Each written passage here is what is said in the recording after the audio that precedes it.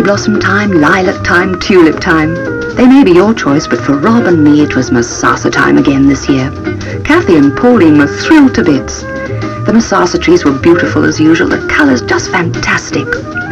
We always like to go up to the Eastern Highlands by car, and this year we went to Fort Victoria, Chipinga, up through the mountains via Msasa and down into Umtali. We turned off a little way from Umtali to go through the Vumba. Quite apart from the views in the Vumba Mountains, there are some glorious country hotels up there.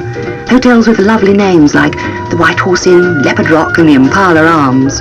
They all have a reputation for their friendliness and hospitality. People come from all over for just that, and to relax in the mountains.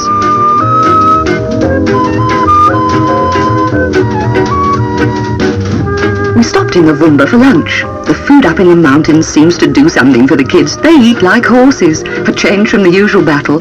Maybe they just don't like my cooking at home. Seriously though, you really have to keep a watch on yourself. The temptation to eat too much is almost irresistible.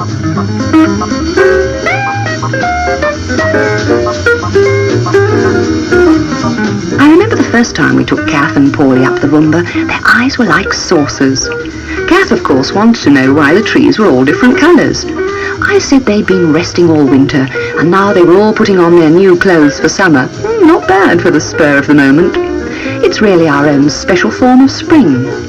From August through November, the mountainsides over the whole area are just covered in them. The Msasa tree comes out at this time in the most beautiful reds, and then goes through various stages of brown and yellow, and finally into green. It's funny that they are peculiar to a comparatively small area. After taking a good look at the Msasa in the Vumba, we went back through Umtali and on to Inyanga to start our holiday.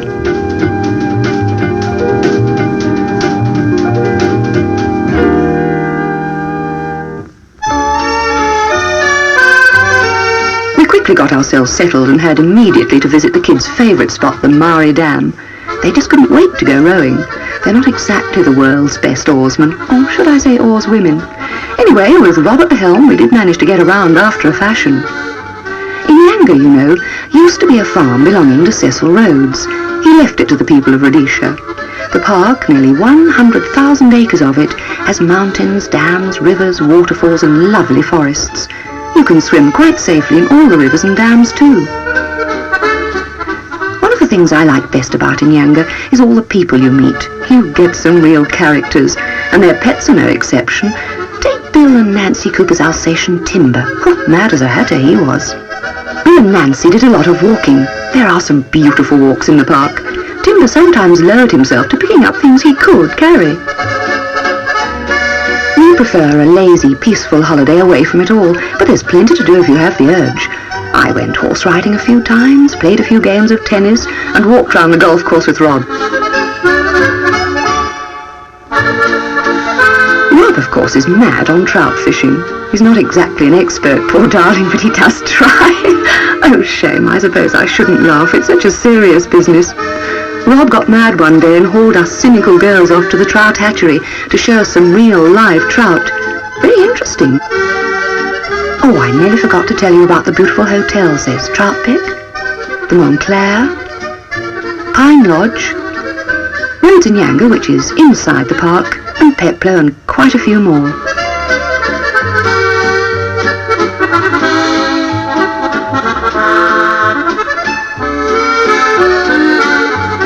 Some nights the kids were just tired out. They always found plenty to do, and were forever dragging us off to one place or another. I managed, without much persuasion, to get them to bed early on a few occasions, and Rob and I went out for dinner.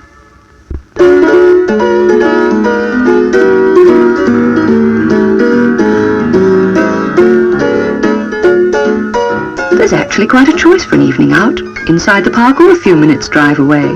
Prices are reasonable and the food is first class. Afterwards you can just take it easy or enjoy the sociable life in the many pubs. The atmosphere in the evening is very friendly. You soon get to know everyone. You can also be as sophisticated or as casual as you like. There are places to suit any mood.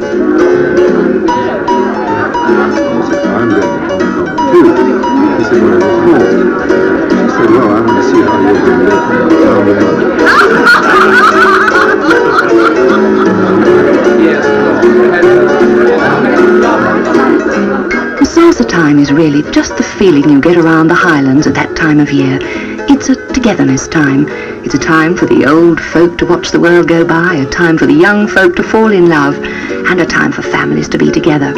Winter's behind you and summer's in the making. Elsewhere they call it spring. In Rhodesia we call it Msasa time. After the dullness of winter, it's the Msasa trees and their burst of colour that lift your spirits and prepare you for the summer. It's difficult to describe Msasa time. You really have to see it and feel it.